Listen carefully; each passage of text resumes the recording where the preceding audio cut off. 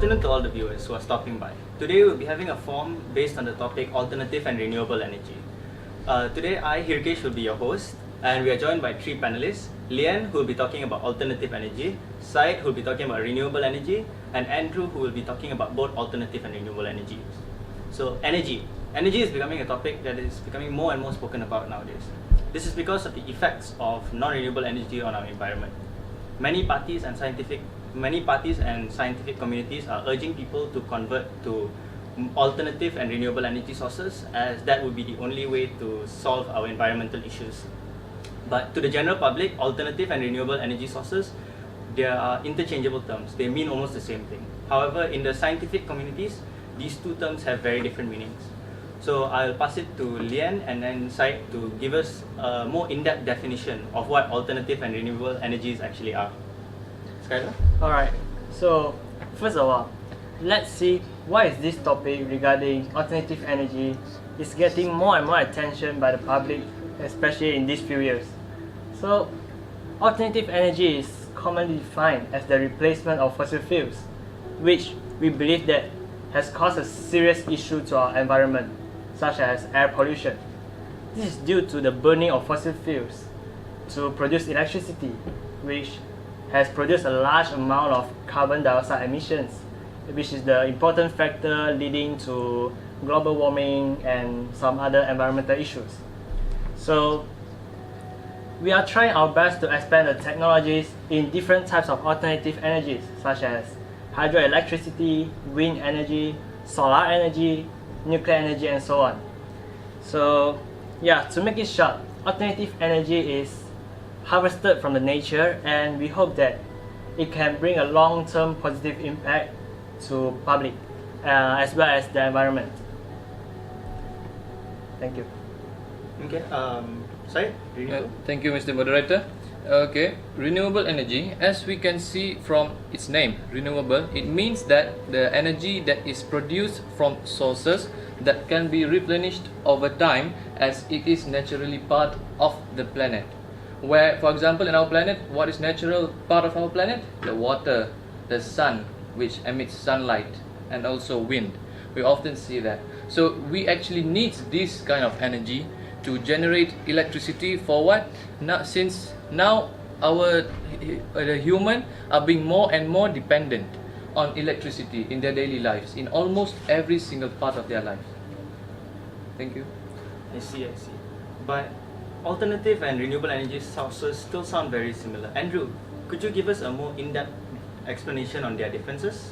Alright, so prior to both of those differences, and it actually sounds very similar. Now, alternative energy is not exactly the same as renewable. The main problem is, the fact is that alternative energy is the bigger one, while renewable energy is the subset of alternative energy. Now, at that point, maybe I will put it in another way, whereby alternative energy is, it encompasses non-fossil fuels, and renewable energy is only a part of it. Now, maybe I will give you a few examples to make you clearer.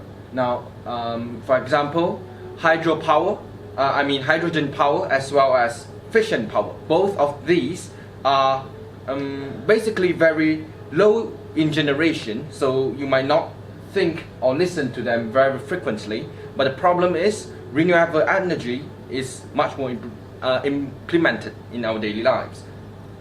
Now, it also depends on place and area, or in other words, the landscape. Now, in Japan, nuclear energy is implemented due to a shortage of land, and due to less rivers, less hills and valleys. However, in China, they have a large landscape with high-rise mountains and hills. So that gave China the room to implement dams and build hydropower energy dams. And a few examples: the three Georges dams as well as the Yangtze River. Now, that's all from me. Yes, I definitely agree with what Andrew has stated just now regarding the nuclear energy, because nuclear energy is actually an alternative energy which can produce a large amount of power with just a small area needed. So yeah, I find it has a great potential. So yeah, we will keep working on it to make it better. But Skylar, I'm sure you have heard of the Fukushima and Chernobyl disaster that is the result of the explosion of the nuclear reactor themselves. So this actually leads to numerous deaths, and actually it will give future circumstances a bad thing for people in the future. So what would you say about that? This is true. Nuclear reactor meltdowns, there are a few big ones that happen, like the Chernobyl one, and they cause many problems to the environment and as well as the people living there. So what do you think about this? Alright, about this topic, I believe that there's no any industry that can immune from accidents. But actually, every industry, they learn from their mistakes. So about this issue, according to the World Nuclear Association, which is updated on June 2019, in over 17,000 of progressive reactors in around 33 countries, there are just 3 major accidents happened so far, which is the one in 3 Mile Island, Chernobyl, and Fukushima. So yeah, we actually we take very serious with those accidents, and we are trying our best to make improvements from time to time by upgrading every systems or construction of nuclear power stations. So there are actually currently a few safety measures or safety precautions being imposed in most of the nuclear power stations all around the world. Right? For example, we have high quality design and construction of nuclear power reactor, which is strong enough to prevent the meltdown and some significant radioactive leakage. So it is very safe to the public. And besides, we have comprehensive monitoring and regular testing of equipments or operating failures. And last but not least, we use multiple sensors in every nuclear power station, which means the sensors may be from different maintenance work, different material, or even different manufacturers. This can make sure that the systems will not break down at the same time, and it can reduce the faulty issues in power stations to the minimum level. I see. So nuclear reactors aren't actually as dangerous as the public may see. Okay, interesting. Sai, could you give us a couple benefits of renewable energy? Okay. In terms of renewable energy, we have a few examples of them. First, of course, we have water, the sun, which emits solar energy, and also the wind, which is wind energy, as we call them. Okay, so the first benefit would be these renewable energy would actually combat climate change. And why would that be? It's actually because we see climate change as the rising temperature of our planet, correct? Okay, so why that happens? Because there are a lot of greenhouse gases and the CFC gas in the atmosphere released into the atmosphere, where these renewable energy in their production and their manufacturing, they don't actually result in these gases, or even if they do, it's very less in number. So that actually will give a better effect on our climate change. Okay, next, the renewable energy would reduce pollution. Why? Because they don't emit the dangerous gases. For example, methane. You know methane, and then the carbon dioxide or carbon monoxide, which is poisonous to us humans. Okay, then the renewable energy is a very reliable source. Why is that? It's because, as its name implies, it is renewable, so it can always be obtained. And as we know, our planet is mostly water, which is about, I believe, 71% of water.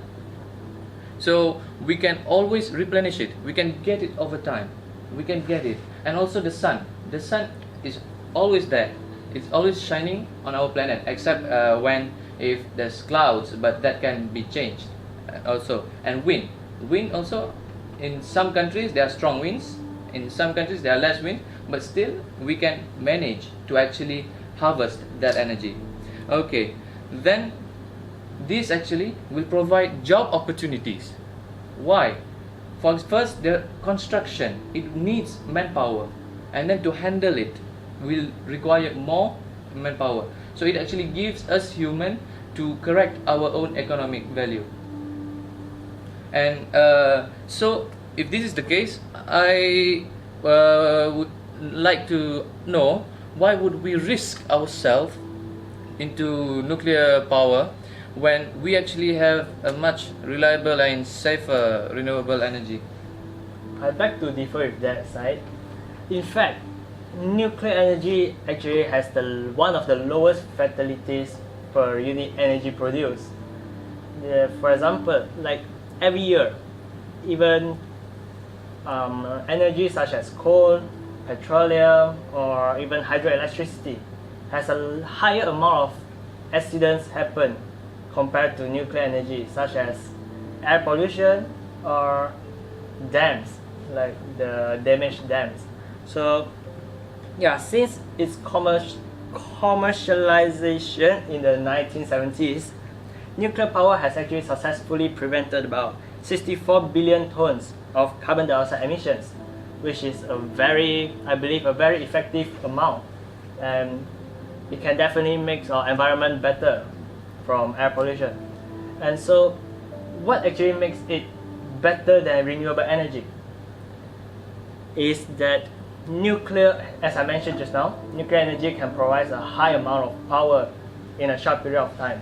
So it's definitely an advantage compared to other renewable sources, which is not able to produce that large amount of power at that short period of time. So I believe that, yeah, nuclear energy is the best the best alternative for a large scale and cost effective energy to sustain our needs for power, and at the same time it brings advantage to our environment as well. I see. So, alternative energy such as nuclear energy doesn't seem to have as many downsides as we may think, and renewable energy also seems to be very beneficial. Andrew, do you have anything to add on to this conversation? Yes, definitely I do have. Now, they are now talking about harm. Now, the main thing for humans, we want to reduce the harm. Now, that's the point. We have to reduce the harm to its very maximum, as well as increase its efficiency. Now, as long as that particular energy, no matter it is alternative or renewable, as long as that particular energy does not cause harm and found a balance between mankind as well as the environment, then that energy is very much applicable and can be implemented and accepted for harvesting. Now, let me give two examples. The first one is about your renewable energy, which is hydropower. Now, according to the MDPI, which is the Molecular Diversity Preservation International, now they explain that dams construction in China, such as the Sinan Power as well as the Sinan River dams, as they will have to carry out tons of analyzations before that particular dam can be made or built. For example, the area the dam will cover and the area the deforestation will be excavated, the size of the dam, its efficiency, as well as the duration of operation for that particular dam. Now, and all the other measures and minor factors have to be taken into account before, or in other words, prior to the construction of the dam. Now, the next part is about nuclear energy, which is a alternative energy. Now, from the information of Nuclear Threat Initiative at the NTI, safety assurance have to be taken. Now, all those nuclear power plants have to go through series of inspections, such as the safety of it, alright? And maybe we take an example of explosion. If there's an explosion occurring, you have to calculate and know the series and the problems, such as the distance of the nuclear power plant from the general public, the direct impact if the explosion occurs on the employees, as well as the survivability of that construction. So all these have to be taken into account prior to each construction, or in other words, before you do that project or implement it into our daily lives and producing electricity and the power we need, we will have to check. So as long as that power, the harm it causes, is less than the benefits, then that will be a good energy that we should implement into our daily lives. Yeah, so that's all. I see. Okay, so I'd like to bring about a different point of view. We have alternative and renewable energies, right? So what are the energies of the future? I believe, Skylar, you have an energy source which you have been wanting to talk about. Right. Talking about that, I believe it's the human power can be a very good potential as well for an alternative energy. Just like its name, human power. It actually it collects electricity by humans ourselves. So for example, it's like through motion, something like that. So a very good example will be like we can place a receptor or sensor on the ground, and once we walk on it, it can actually collect the kinetic energy, the motion, and converts it into electricity. So yeah, it will be a very good choice for alternative energy, since it's not harming the environment at all, and we are not losing anything as well. It's just like we are carrying out our daily activities, and it's collected like here. I see. So human power takes the movement energy from people when we are walking and things and converts it into electrical energy. Yes. I see. And Andrew, I believe algae energy is something you wanted to bring up? Yeah, definitely. I recently came across algae power, which is a new form of energy which is to be implemented in our daily lives, and it is a source of energies from rich oils, which is basically genetically harvested and modified to produce biofuels for us. And for example, on a single acre, which is there will be 9,000 gallons of biofuel which can be grown and generated. Now, it is actually a very broad field for us to harvest energy. Prior to all these other types, well, the large amount of algae, besides harvesting energy, it can also bring positive impact to the environment, because algae, it is a plant, so it carries out photosynthesis, and therefore the carbon dioxide level will also be converted into oxygen for us, for the plants, underwater plants, as well as humans. So this is a very broad field, I guess, to be implemented in the future. So both human energy and algae energy seem to have a lot more benefits with a lot less harm compared to renewable and alternative. So Syed, why are we putting funding into renewable energies compared to these newer fields of energies? Okay, as you said, it is a new type of energy that we just figured out. So algae power and human power are both relatively new to us human and to scientists also. So we actually don't know exactly how they function or how they operate when we will do it on a larger scale or on a very big in a very big area. So we should actually try to improve our renewable energy sources from water, sun, and also wind, so that we can actually phase out our use of fossil fuel. But we should also try to do research on other type of energies, so that we can continue our supply of energy for our daily lives. Okay, so this concludes our forum and our discussion for today. So I'd like to thank all the panelists and to everyone who helped behind the scenes.